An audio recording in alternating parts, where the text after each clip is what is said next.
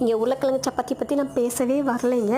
பொதுவாக நார்த்து சைடுக்கும் நம்ம தமிழ்நாட்டுக்குள்ளே குட்டி குட்டி வித்தியாசம் என்ன அப்படின்னா, இதை வந்து ஆலு பரோட்டான்னு சொல்லுவாங்க. சப்பாத்தி மாவில் செஞ்சும் கூட நம்ம என்ன பண்ணுவோம், உருளைக்கிழங்கு சப்பாத்தின்னு சொல்லுவோம். ஆனால் அவங்க இதை வந்து ஆலு பரோட்டான்னு தான் சொல்லுவாங்க. ஏன்னா அது என்னன்னு தெரியாது ரீசன். அவங்க என்ன பண்ணுவாங்கன்னா, ஒரு டைம் மட்டும் உருட்டி அது தின்னா உருட்டி அப்படியே தோசைக்கல் லைட்டாக வேக விட்டு அப்புறம் அந்த தீயில வேக விட்டு எடுப்பாங்கள்ல, எண்ணெயே உள்ள விடாமல், அதை ரொட்டின்னு சொல்லுவாங்க. அதுவே 2 டைம் மடித்து மசாலா வச்சோ இல்லை மசாலா எதுவுமே இல்லாமல் ஆனால் ஒரு டைம் எக்ஸ்ட்ரா மடித்து உருட்டி அதுக்கப்புறம் தோசைக்கல்லையே எண்ணெய் விட்டு கொஞ்சம் திக்காக செய்கிறாங்களே, அதை ஃபுல்லாகவே பரோட்டான்னு சொல்லுவாங்க. அது வந்து கோதுமை மாவாக இருந்தாலும் சரி மைதா மாவாக இருந்தாலும் தின்னாக இருக்கிறத ரொட்டின்னு சொல்லுவாங்க. எண்ணெய் இருக்காது. திக்காக இருக்கிறது எண்ணெயோடு இருக்கிறத பரோட்டான்னு சொல்லுவாங்க.